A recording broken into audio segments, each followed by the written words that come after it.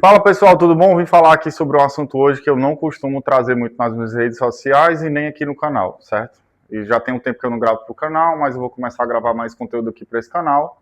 Afinal, né, quem tem o conhecimento tem que soltar. A gente não pode agrupar o conhecimento só em um canto e deixar ele ali. A gente tem que ajudar as pessoas, né, compartilhando conhecimento. Então, assim, muita gente ultimamente tem optado, tem solicitado periodizações de treino, né, aqui na minha consultoria para a gente falar sobre corrida, para melhorar a performance na corrida. Então, basicamente, a corrida é uma sucessão de quedas evitadas, né? Então, se a gente for definir o que é a corrida, é uma sucessão de quedas evitadas. E para evitar uma queda, você precisa de força. Basicamente, quando você tem melhores níveis de força, né, você teria mais economia de tarefa, tá? Só que Léo, é muito legal, assim, eu vou lá para academia, vou levantar peso e vai ficar tudo bem, né? Eu vou resolver minha vida. Não é bem assim que funciona, né? Basicamente, a gente tem que ter em mente que a gente precisa acertar esse volume ali de treino de força e o que fazer em relação ao treino de força quando aquilo vai corresponder a uma evolução equivalente na corrida e vice-versa, tá? A gente tem que entender que todas as atividades, elas geram uma coisa que a gente chama de dano muscular tardio, tá? Então, basicamente, a corrida não é diferente. Não é porque, às vezes, a gente fica mais dolorido quando envereda ali numa academia que a corrida vai gerar menos dano tardio do que um treino de força, um treino com pesos, tá? Ambos geram dano. Então, às vezes, as pessoas, elas acumulam dano das duas atividades e não conseguem fazer uma progressão séria ali, né, do volume de corrida, e também às vezes sentem que são um pouco prejudicadas em relação ao treino, né, de força mesmo, tá?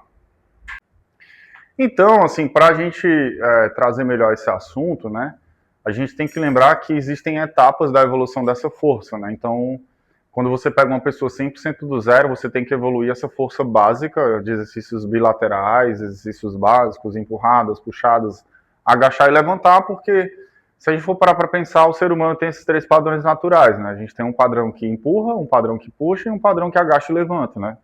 Afinal, tudo que desce tem que subir e vice-versa, né? Então, dentro dessa perspectiva, a gente tem que predeterminar essas etapas. Quando você pega um aluno que já treina musculação há um tempo, essa primeira etapa de exercícios bilaterais, ela praticamente já é contemplada, tá? Porque a segunda etapa seria de exercícios unilaterais ou contralaterais e tudo mais. Daí, então, quando você começa a introduzir esses exercícios unilaterais, você já começa a trabalhar com mais volume e até maestria a musculatura ali que envolve o centro do nosso corpo, que é quem? O quadril. Muita gente não tem esse pensamento sobre o quadril, mas eu tenho essa premissa. Eu trabalho pensando em melhorar a função do quadril, porque eu acredito que de lá você tem a estabilidade para fazer todos os tipos de tarefas em uma sala com pesos, você tem a estabilidade para você ter mais trabalho de força ali em todas as tarefas que você queira fazer. Um exemplo, para você fazer uma elevação lateral de ombros, você tem que estar com o quadril estável, né? E basicamente quem envolve ali a estabilidade do quadril é o glúteo, consequentemente o abdômen, o oblíquo, aquela musculatura que está ali no quadril, tá?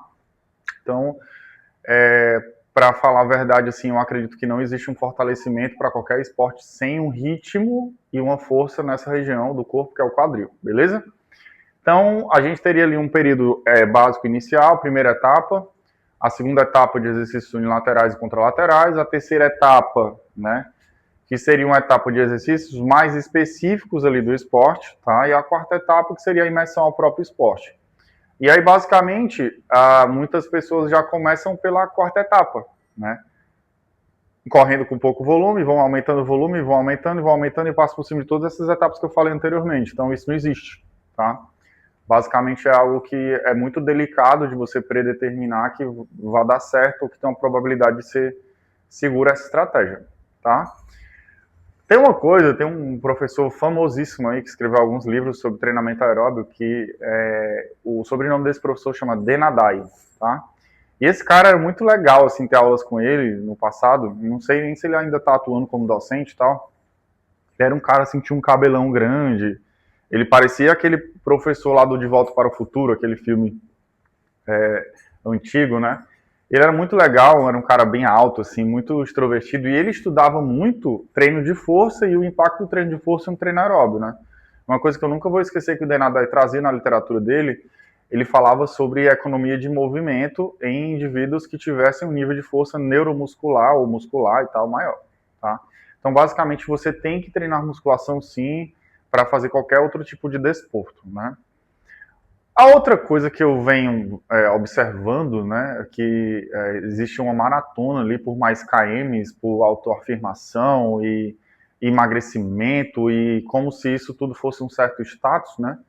E as pessoas têm que tomar cuidado com a progressão do que elas fazem com o corpo delas, porque se você for parar para pensar, quando você envelhece, você tem que ter músculo, né? Quanto mais reserva muscular você tem, mais função você tem, e consequentemente você teria mais digamos assim, saúde, tá? Afinal, o músculo ele também é um sinalizador endócrino, né? Para N coisas ali que a gente tem ali no nosso corpo, né? Então, a gente não precisa ou não pode ver o músculo só como algo que contrai e relaxa. Ele libera peptídeos, ele libera hormônios. O coração, por exemplo, ele libera o hormônio natriurético atrial, né? Que é um hormônio que tem uma função muito séria no nosso corpo e tal. Então, e não deixa de ser um músculo também. Então, a gente tem que meio que entender que ter massa muscular é importante. Então, basicamente, a gente precisa ter essa certeza, né, de que a gente está indo no caminho certo. Então, entenda, fazer musculação associada à corrida também é um mecanismo de contenção da sua poupança, que é quem? O músculo, tá? Então, basicamente, existem essas 4 etapas, né? E aí, se você quiser conhecer melhor como que funcionam essas etapas, se você quiser ser avaliado para saber aonde que você deveria, né, trabalhar essas etapas e tal, em relação à tua função ali do teu corpo, é só vir aqui na minha consultoria. Eu vou deixar um link de WhatsApp aqui na bio, que aí você já consegue falar com um assistente meu e a gente pode agendar e marcar essa consultoria para você, seja ela presencial ou à distância, né? A gente atende aqui na cidade de Fortaleza, mas à distância a gente também consegue fazer, manda os testes, a pessoa executa e dá tudo certo. Confesso para vocês que eu não sou aquele treinador que eu admiro muito, eu preparo maratonistas, não. Eu gosto de trabalhar com pessoas normais que curtem correr e tudo mais e não querem se machucar, ou que já vem com algum eventual problema, né? Para que a gente resolva, tá? Então, eu acredito que esse vídeo ele deixa aqui um recado sério para vocês, né? Em relação à questão da corrida em si, né? E que a gente tente provocar, no caso, né? Esses corações empolgados aí das pessoas que não estão vendo a musculação como uma contenção, uma certa reserva para que você faça as coisas de forma segura e envelheça bem. Beleza? Até o próximo vídeo. Tamo junto. Até mais.